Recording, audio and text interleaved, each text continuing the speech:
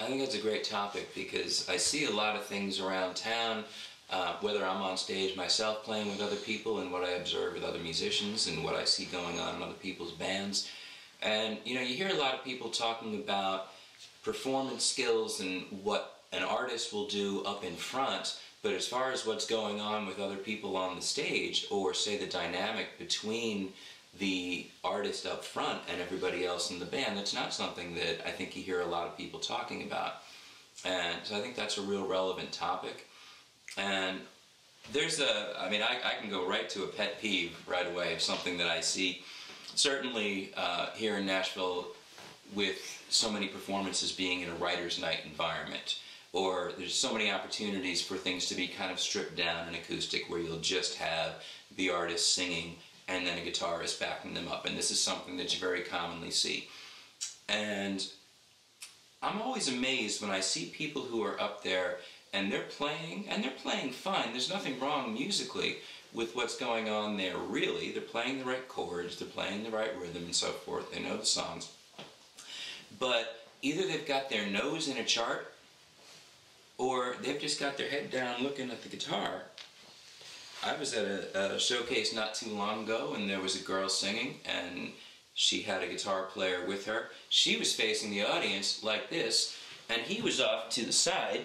Am I out of the shot now?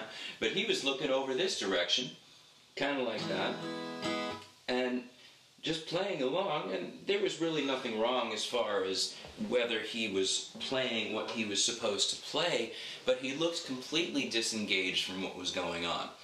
And you could tell that he wasn't really thinking about the visual picture on stage of himself being a part of that. He was thinking of it as it's all about the artist up front. And I'm not saying that's a bad mindset for a side player, because ultimately it is all about the artist.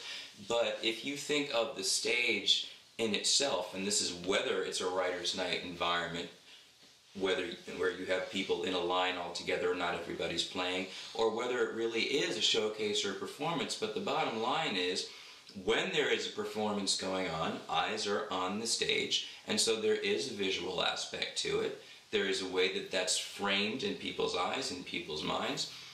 So, I mean, I don't know if some people think about it. You might be up there playing guitar and thinking, no one's looking at me, I'm not the artist, I'm not the performer, but you're on a stage and you are performing and people are going to notice you. And I do find it distracting when I look up there and I see someone that looks like either they don't want to be there, or they might as well just be in their bedroom. And it's a disservice to the artist, number one. It's a disservice to the audience, because you're not enhancing. You're enhancing maybe by performing your role as a musician, but not by performing your role as a person on the stage who's part of the performance. And, you know, most importantly, when you think of it from a musicianship perspective, in terms of what your job is to make that artist look good and sound good. And there are some people who say that that means you need to be invisible. Now, there is truth to that in the sense that you don't want to call undue attention to yourself. You don't want to be, say, if the style of the artist up front is very calm and they don't move around a lot, they're not real intense about their performance style, and you're over there making Jimi Hendrix faces, then that's not really appropriate. You know, there's a story that Jimi Hendrix got fired from his gig with Little Richard because he was back there playing with his teeth one time. Little Richard was up front, and he didn't like that. He didn't want somebody stealing his thunder. That's actually a lesson that I had to learn when I first came to Nashville and started working behind different singers, and realizing that I really had to be aware of their style on stage in order to fit in with what was going on. I tend to move around a lot. That's the way I feel the music, that's the way that I play, but it's not always appropriate. If nobody else is moving and you're there going like this, then that is distracting to the audience. But from the perspective of doing your job well musically, if you don't have your eyes on the performer, then you are going to miss certain cues. I don't care how good your ears are. I know this myself. I know this from working with different people on stage and in the studio, that if your eyes are buried in the chart, your ears are just not as open. I don't care how good you are, because I've worked with so many great players and I've seen the difference. And if your eyes are just somewhere else, you're not paying attention to what's going on, you're going to miss cues, you're going to miss subtleties. And it also, a lot depends on the music and what's really going on there. But if your job is to be an accompanist, then it's more to just be there making sound as if you were a track, and a track doesn't respond to the vocalist. But that's part of the whole point of having live musicians up there. So that way you're aware of your dynamics, you're aware of the singer's dynamics. You know when to push it harder, because when they're getting more intense, you get more intense. Now, that's also all about listening. It's not just visual, but you need to be engaged in the performance in a way that allows you to really tune into what's going on up front. And being engaged also in a way that makes people watching see a complete performance, that here is the artist, here is the singer, and yes, of course, they're the focal point, but, excuse me, of course, they're the focal point, but back to that idea of there is a frame, there is a picture, and you're in it. And so it's important that you look as if you're in it. Nobody wants to watch people who look bored. And back to the idea of the charts, too. I mean, that's another real peeve of mine. I've certainly needed to have music stands on stage, but if you never take your eyes out of that chart, it just looks, it doesn't look good. Number one, you're screaming to the audience, I don't really know the music, I'm not committed to this artist, I'm just here because I got hired for the gig. And I know an awful lot of musicians that really do see things that way, and that's fine, because if you're a freelancer, that's the truth of it. But the most successful and in-demand side players I know will never let you see that on stage. They're smiling, they're engaged in what's going on. If you need a chart, then you're making good use of your peripheral vision. And if you've done your homework, that chart's just a guideline.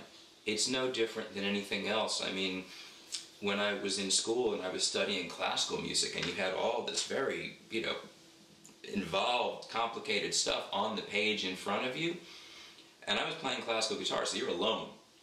And it was okay for you to have music there, but the bottom line was, if I didn't really know the music, then it didn't matter if I was reading it or not. I wasn't going to play it as well. And reading a number chart, a record chart, is not a difficult thing to do. So there's no reason why you should be looking like this while you're there reading this chart. You don't really need to do it. If the numbers are too small, wear glasses or rewrite the chart a little bigger. Make notes for yourself so you know what's going on. And the biggest advice I can give to someone who wants to be a sideman and wants to be enough of a freelancer that you're learning new music all the time is, don't rely on the charts, rely on your ears. Learn the music just listening to it. I do most of my learning in the car as I'm driving from one place to another, and I'm thinking through that chart in my head. I'm learning the map, I'm learning the chord changes. I know that there's a 6th chord coming up to start that bridge, and if I don't know that when I get up on the stage, I'm not prepared. The fact that there's a chart is really not enough. And so you need to make sure that you have done your homework. There's still going to be situations where you may not have the opportunity to really get things ready, or somebody throws something at you that wasn't in rehearsal, or you never really had a rehearsal and maybe you didn't get the charts until 5 minutes before the gig. So even so, you take a minute to look those things through. If you can pull the artist aside and say, can we run over this real quick backstage just so I know what's going on? Anything that you can do to prepare yourself. I've heard great session musicians from the old days, and I'm talking, the Wrecking Crew people back in LA in the 60s, and talking about how you really did just have 1, maybe 2 shots to get it right. And I heard Tommy Tedesco, who was one of the session guys back in those days, talk about how his way of preparing was they would get that chart, and this was notes, of course, this wasn't number charts, and he would take a couple of minutes to just read the thing down in his head, maybe not even with the instrument in his hand, but just thinking, hearing it through in his head, so that when that music started, you were still following something. You weren't just reacting in real time. You had in your head a sense of what was going to go on. And that's really important. The amount of preparation time you're going to have may vary, but the mindset that you have about what you really need to do your job effectively is something that you can be more on top of. And that's a skill I think I definitely had to learn, but it's served me real well.